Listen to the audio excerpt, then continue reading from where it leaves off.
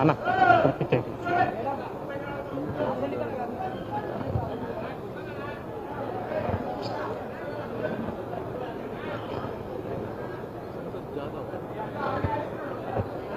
రైతుబడి అగ్రిషో అనే కార్యక్రమం ప్రధానమైన ఉద్దేశం ఎప్పటికప్పుడు వ్యవసాయంలో వస్తున్న మార్పులను, నూతన సాంకేతికతను రైతులకు తెలియజెప్పే ఆశయం మాత్రమే. ఎక్కడో అమెరికా వంటి దేశాల్లోనో ప్రపంచంలోని ఏదో మూలనో ఒక ఎంటర్టైన్మెంట్ కు సంబంధించిందో లేదో ఒక లగ్జరీకి సంబంధించిన ఒక సెల్ ఫోన్ కానీ ఎంటర్టైన్మెంట్ కు సంబంధించిన సినిమా కానీ ఒకేసారి ప్రపంచం అంతటా విడుదలవుతున్నాయి. కానీ వ్యవసాయంలో వస్తున్న సాంకేతికత మాత్రం ఎక్కడెక్కడో వచ్చిన తర్వాత అనేక సంవత్సరాలకు మనకు అందుబాటులోకి వస్తుంది. ఆ విధానం మారాలి. ఈ రోజు ఐఫోన్ ఎక్కడో విడుదలైతే రేపు మన మార్కెట్లో అవైలబుల్ వస్తుంది. మనం ఇక్కడ తయారు చేసిన సినిమా ఇంకెక్కడో మరుసటి రోజు రిలీజ్ అవుతుంది. కానీ వ్యవసాయంలో ఎన్నో దేశాలు మనకంటే ముందున్నాయి, ఎన్నో ప్రాంతాలు మనకంటే ముందున్నాయి. వాళ్ళు వాడుతున్న సాంకేతికత కానీ మన దగ్గర మనకు తెలియని వ్యక్తులు, మనకు తెలియని రైతులు వాళ్ళు సొంతంగా తయారు చేసుకున్న వస్తువులు కానీ అందరు రైతులకు అంతే వేగంగా ఎందుకు చేరట్లేవు అనే ఆశ, ఆ ప్రశ్న నుంచి మొదలైన ప్రయత్నమే ఈ రైతుబడి అగ్రిషో అనే కార్యక్రమం. సో ఈ కార్యక్రమాన్ని ప్రతి ఏటా కొనసాగిస్తాం.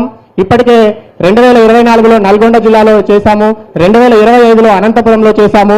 ఇప్పుడు హైదరాబాద్ ఎన్టీఆర్ స్టేడియంలో 3 రోజుల పాటు నిర్వహిస్తున్నాం.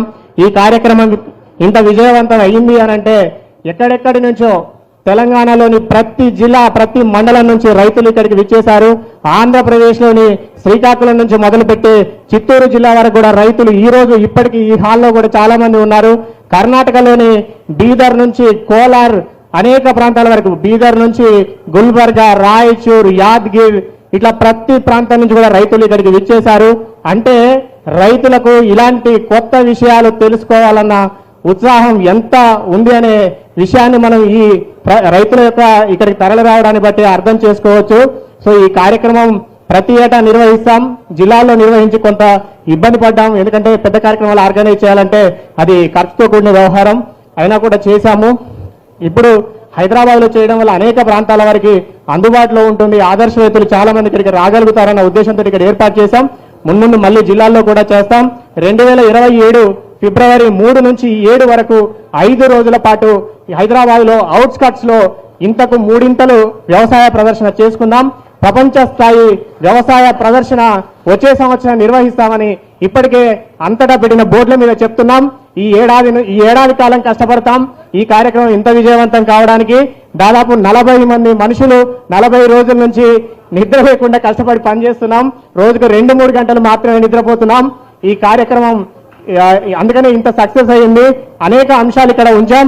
ఇంకా ఎవరైనా ఏదైనా కోరుకొని ఉంటే, ఏదైనా ఏర్పాట్లలో లోపాలుంటే పెద్ద మనసు చేసుకొని మన్నించండి. మున్ముందు ఏ ఇబ్బందులు లేకుండా ఇంకా అనేక అంశాలను మీకు అందుబాటులో ఉంచే మా ప్రయత్నం ఖచ్చితంగా కొనసాగిస్తాము. ఈ రైతుబడి అగ్రిషో ఎక్కడ ఎలాంటి సాయం ఆశించకుండా కష్టపడి చేస్తున్నాం. రైతులు దయతోనో, రైతులు ఎవరు కూడా దయతోనో జాలితోనో చూడకూడదు. ఉచితం ఏది కోరుకోకూడదు.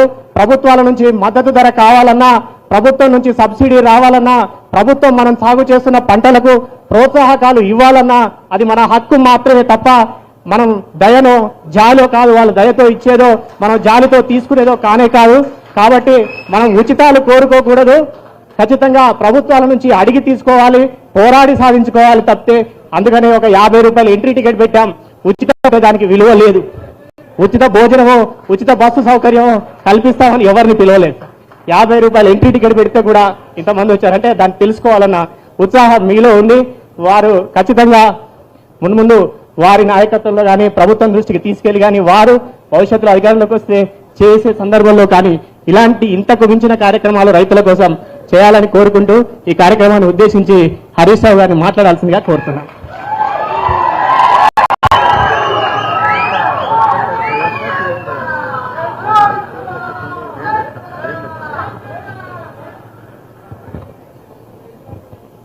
మిత్రులు, ఇంత అద్భుతమైనటువంటి కార్యక్రమాన్ని నిర్వహించినటువంటి రైతుబడి అనే యూట్యూబ్ ఛానల్ని నడుపుతూ రైతులను సంఘటితం చేస్తూ రైతుల కోసం ఎంతో నిజాయితీగా ఒక యువకుడు గొప్పగా కృషి చేస్తున్నటువంటి తమ్ముడు రాజేందర్ రెడ్డి గారికి, వేదిక మీద ఉన్న మహారాష్ట్ర నుంచి వచ్చిన రైతు సంతోష్ గారు, అదేవిధంగా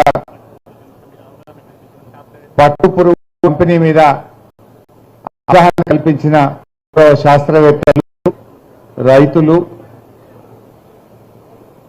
మరియు మా తమ్ముడు జయసింహ గారు, వివిధ రాష్ట్రాల నుంచి వచ్చినటువంటి రైతు సోదరులకు, సోదరీమణులకు, మీడియా మిత్రులకు అందరికీ పేరు పేరున నమస్కారం తెలియజేస్తా ఉన్నాను. నిజంగా ఒక ప్రభుత్వం చేయాల్సిన పని ఒక వ్యక్తిగా రాజేందర్ రెడ్డి చేసినందుకు మనసారా అభినందిస్తా ఉన్నాను. ఇది ప్రభుత్వాల బాధ్యత. రైతుల్ని సంఘటితపరిచి, రైతుల్ని చైతన్యపరిచి, రైతులకు కొత్త టెక్నాలజీని అందించి, రైతులకు సబ్సిడీ మీద ఆ యంత్ర పరికరాలు అందించి రైతులను ముందుకు నడిపించాల్సిన బాధ్యత ప్రభుత్వాలది. కానీ ప్రభుత్వం చేయలేదు. కానీ ఒక మనసున్న, ఒక నిజాయితీ